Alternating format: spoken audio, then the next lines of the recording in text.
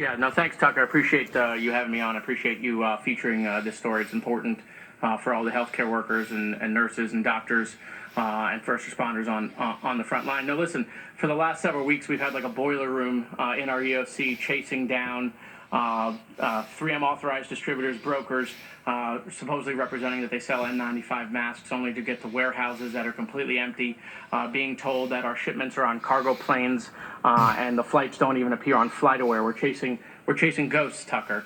And so, I just decided to turn up the heat and tell people what is actually happening in the N95 mask space. And so, 3M reached out to us today. Their government relations folks wanted to have a conversation, and I thought perhaps maybe what 3M would finally say to me is that they have masks to sell me, but what I actually found out is even more frightening. It's what we suspected, which is that the system is completely broken, and that the authorized distributors who right now can't tell me a timeline when I'm going to receive my masks orders that I put in a month ago.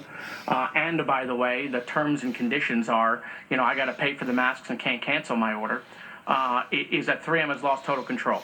And so what I asked 3M is that, are they aware that their authorized distributors, U.S. companies, are telling me that the reason why our orders are being pushed down is because foreign countries are showing up with cash to purchase the orders. And when I told 3M that, not only did they not dispute it, I asked them if they put out any guidance to prevent the behavior, and the answer was no.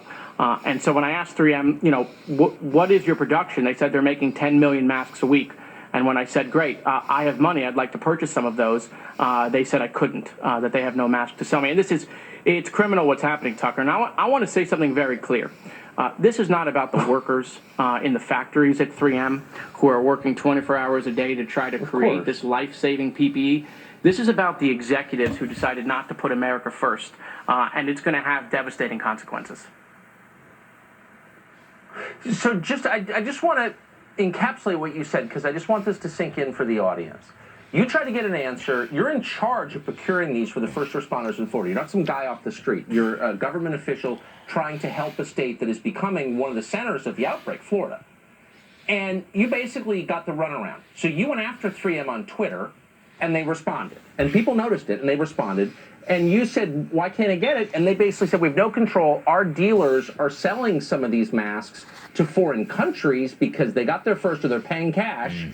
And you said, well, shouldn't you tell your distributors to make a priority for America, for the states, for the local governments, for first responders, physicians, nurses, EMTs? And they said, no, we haven't done that. Is that a fair summary?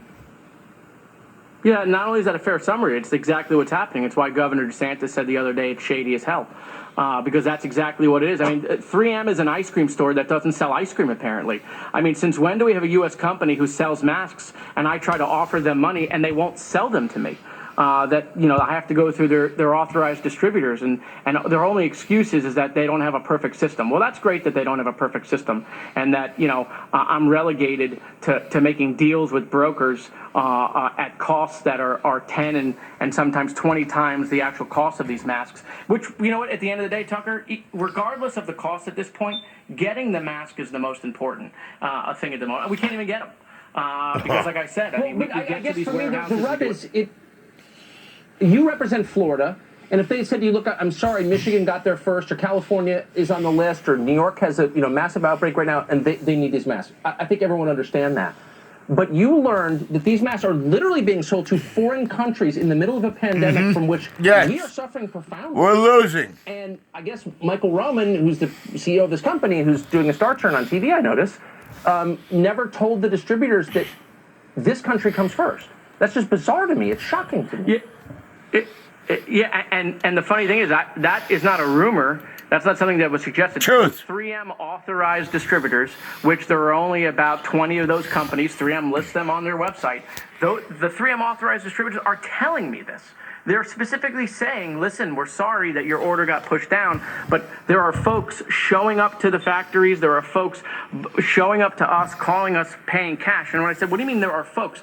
They said, well, listen, there are foreign countries that do business differently. They're showing up with cash.